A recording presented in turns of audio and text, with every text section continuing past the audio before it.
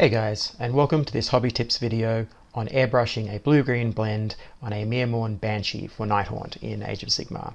So this is, I guess, the second video in my little two-part video series on this blue-green blend for Nighthaunt. We've already done the one using a brush, which you'll see on the channel. It's only a couple of videos back. And now we're going to do the same thing, but now with the airbrush, as more, I guess, of an army style, and we can see the difference between the two and, you know, see if it's something you want to do or not. And obviously the speed is going to be a little faster with the airbrush. So yeah, it should be a nice little good comparison to take a look at. I know I've been doing quite a few blue-green blend videos lately, but I promise there's not too many more to go. We'll get onto some other colors, but I thought this was pretty useful if you are going to be doing something like this, even if you're doing a different set of blended colors, just seeing what happens when you use the airbrush, especially on something in Nighthaunt, which is you know, an army that really lends itself to using an airbrush. So I guess you should grab yourself a model and let's get started, eh? Alright, so to begin with, we're going to use that dark blue to do our base. And so you're going to see me come in with the airbrush and just, you know, give it a base coat essentially over everything. And that's going to set us up really well for the blend, just like we would do with the brush. But this time we're using the airbrush, so it goes a lot faster. So once that's dry, you're going to see me come in, as we do with the brush, building up through those greens. But we're going more from, I guess, we're not going all the way up, I guess, in this case. And we're also not going to be changing out the paint too much as we go through. So you're going to see me come in now, and what I'm doing in this layer is the blue mixed with sick green, but I'm not mixing out that pot. I'm just putting the sick green straight in, mixing it up, adding the water and the thinner and so on, and then just starting to build in that light with that sort of blue-green mix. And then once that's all kind of you know, looking good and you've got that sort of blue to green fade, then we go into the sick green. And with the sick green again, you just tip out the excess paint and then add in the sick green. So you've got basically straight sick green, but it's got a little bit of that blue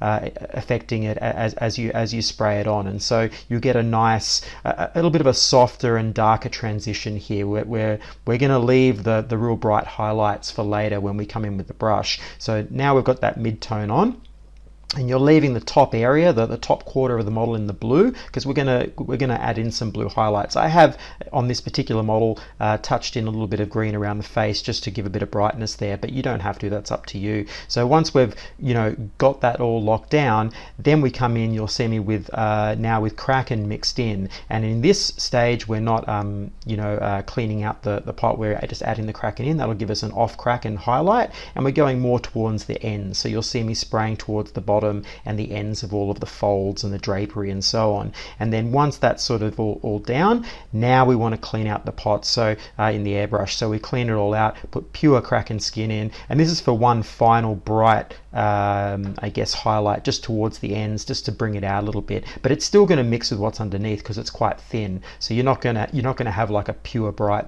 Kraken skin highlight there. It's going to be a little bit off Kraken as well. So you know, that just sets us up. And so once we've got all that sorted out, then you'll see me come in with our usual blends, but this time when we're starting from a much lighter tone. So we're starting from our sick green mixed with Kraken, so an off Kraken highlight, and it's all highlighting stages from here on out. And we're going to start to you know, just establish where we want the brights to be on the edges of all the folds of the drapery and so on, and give us, you know, some highlights basically with a fine detail brush. So using the tip, using the edge of the brush or the flat side along edges, and just painting out all of those stages like we normally do. So starting with that Kraken, off Kraken color, moving into straight Kraken, and then into Kraken mixed with a bit of white, and finally we'll do a spot highlight with a lot more white mixed in, and that's for the very ends. So as we go through this process, you're just watching me just like we would normally do, just building out towards the end. So each of those highlights are gradually highlighted up towards the ends of the folds of the robes,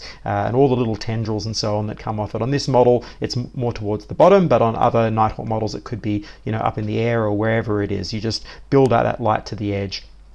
And once we've got all that down, you're paying extra special care not to go all the way up. You'll see that the line stops sort of 3/4 of the way up, and that's because we're going to come in at the end. You'll see me painting in the blue highlights, and so with the blue we're using a little bit of Toxic Mist mixed in for the first stage, and then we're connecting from the top down the highlights into the green. And so again, you'll successively go lighter into Toxic Mist and then Toxic Mist mixed with white, and so you're getting the stages of highlights towards the top now, and those brighter blues will eventually join into your Kraken skin highlights, and you'll get a seamless transition. And so you've got that airbrushing underneath, which is giving you all of that nice blend that was really fast, and then you're getting now your harder edge highlights, which gives you the contrast between soft and hard edge, and will complete the look and give you a really fast result. And there we go, all done. So you can see it's a lot faster, obviously, than doing it by brush. You get a nice fade, and I think this would be a great one if you're, doing a large batch, you're doing an army for gaming purposes, that sort of thing. Then this type of approach is a nice one, because you can do them a lot quicker, and the whole army can be pretty much done like this in sort of, one sitting almost, and then go back and do all the little line highlights as we've done here to blend it all in and make it look nice. But it is obviously a faster approach, so the line work and so on doesn't blend quite as well as the brush, but you get a nice feeling overall, and when it's on the battlefield, further away, it all looks pretty good. So yeah, this is definitely a good method if you're more focused on gaming, that sort of thing, and you want to get it done quickly. For myself, I kind of prefer the brush method, but that's because I enjoy the painting aspects of it, and I like to get into that, and I like the life that brings, the brush marks and so on. But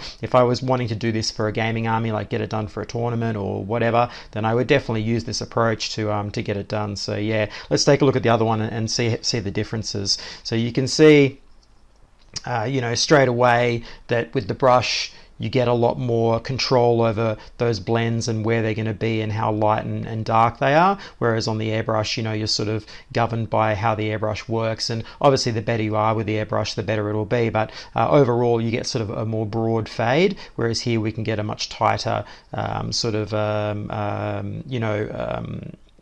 grouping of colors and so on, and the same on the front here, you can see. But they're both pretty cool, and on the battlefield, again, far away, you barely notice the difference, but close up you can see the variety there. And obviously I prefer this sort of style, but this one would be what I would choose if I really wanted to get something done. So yeah, hope you enjoy this. I'll leave a nice image for him at the end, or both of them actually, so you can see them side by side, and obviously this one as well, and the paint list and so on, as I normally do. But otherwise, I hope you've enjoyed this. Please hit that like button, subscribe button, it really helps me out, and I guess I'll catch you on the next one.